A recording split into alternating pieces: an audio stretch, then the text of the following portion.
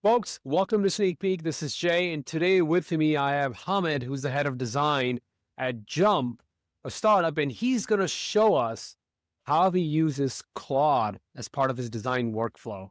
Hammed, super stoked to have you on here. Thank you so much, Jay, for having me. So, the first thing I really want to ask you is if you can show designers why even bother using Claude? Why not just stick to the current way of doing stuff, which is just in Figma we keep designing and that's it.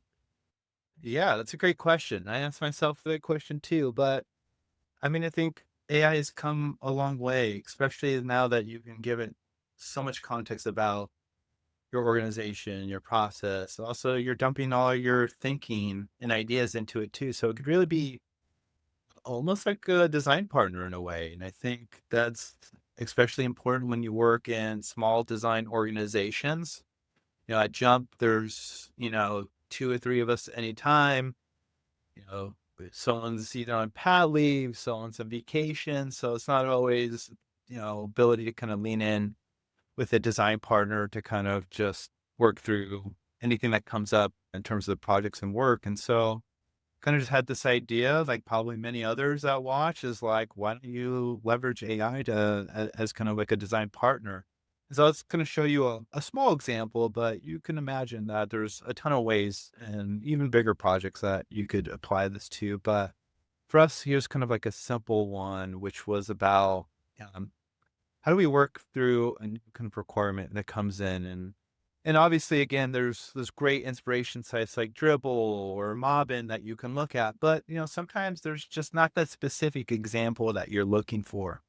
So this is where I think AI also can be leveraged, is like to kind of fill any gaps of something that you may have not come across or seen through competitive audits and things like that. So for us at Jump, we're looking to one kind of new constraint that could have came in for us is as we were building basically a cart, as you would purchase any kind of like e-commerce, but for purchasing different seats to an event. So this is our example teams: Miami Geckos and Denver Bighorns, but essentially, especially for people who are looking to buy group sales and tickets, they might need to buy different combinations of seats in different sections or rows in the same section. And so we want to be able to kind of unlock that ability. And so this was kind of a early design that we had, which essentially kind of accomplishes that. So you have the event and basically the different seats and sections that you're purchasing to. But one thing that we also have to kind of account for is that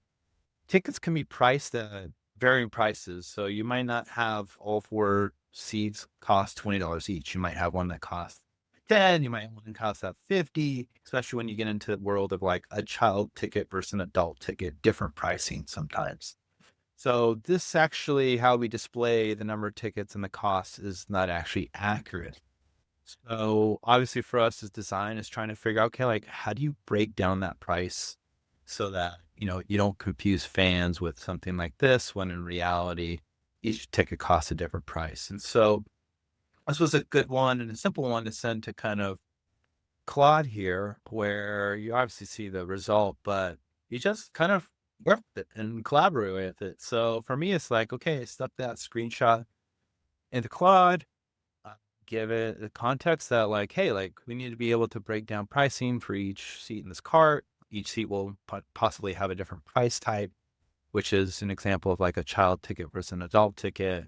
And how would you display that? And obviously, what's so great is that it's going to provide some really good recommendations and options. So these are just a couple of examples that, we kind of explored and looked at, but also, what does that look like? And so this is where the power of prototyping with AI kind of comes in, is like it creates this fully fleshed mock-up and UI for your needs. And like, yeah, it obviously doesn't look great, but I'm not judging Claude on his design ability. I'm judging on like how is it cheese and solves this problem. And so, ultimately the example you saw like didn't really look close to this because obviously we have different things and styles and patterns that we have already defined. But the idea of here of seeing this now broken down as a kind of toggle that kind of breaks the individual price tickets down was really interesting. It's like that solves the problem perfectly in a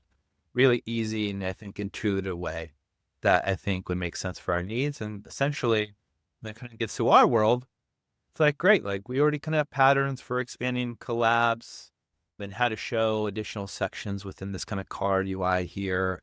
And so for us, like, yeah, we got to show section, rows, seat, and actual price type. But most importantly, how do we break down the cost? And so for us, that's how we kind of accomplish that. So if you look at kind of like what Claude kind of provided and ultimately what we shipped is something more closer to this. But, for us, just using Claude and AI as kind of a design partner, a quick gut check, and even sometimes like, okay, great, like we know this is the solution, but like, let's stress test it. And so, you can also look at it as a partner in terms of like, did you make a good decision? Have you thought about all the ramifications of your decision? That's where I think, really you can tap into, AI. So I like this workflow. You're exporting the screen from Figma, importing it in Claude, asking it to how it's going to solve the problem. But then when Claude gave this output, you basically just recreated the screen in Figma, right? Using your design system. Yeah. Yeah. So instead of trying to prompt your way to getting Claude to do it, you didn't mess with that. You just were like, it's probably faster for you to create that again in Figma than having Claude achieve that. Yeah. We haven't trained. This is also, I wouldn't say maybe Claude is the perfect tool or platform to try to train it on our design system, where maybe a Claude Code or a different AI agent would probably and tool would probably be better. But for us, since a lot of these components exist, it's much quicker for us to just mock it up than trying to kind of like force, Claude in this example to like nail it perfectly. We have incredible engineers here at Jump. Could I just share a quick Loom or a GIF or send a link to them and they would get it pretty quickly? Yeah. Like there's also that, ability that like in some organizations, like working quickly and just getting the idea out and trusting that your fellow partners know how to implement it because you have probably a defined design system and documentation. Like you could honestly just share this and that, and that works too. So, for us, we just wanted to make sure that the flows and moths reflected all those kind of updates that we were doing.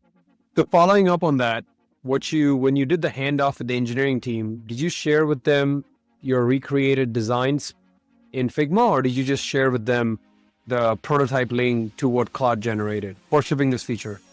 Yeah, in this example, it was just we already doing the work for this project. So anything that we designed prototype existed in the Figma file, using our existing design component and using Figma prototype. Okay. This is amazing. Thank you so much, Hammed, for showing how we use Claude as a design partner on Sneak Peek. No problem. Thank you. Hey, this is Jay. It means the world to me that you watched this video. If you want to unlock the AI design and growth design interviews with designers at some of the top companies in the world, then head on over to sneakpeek.design and subscribe to the newsletter.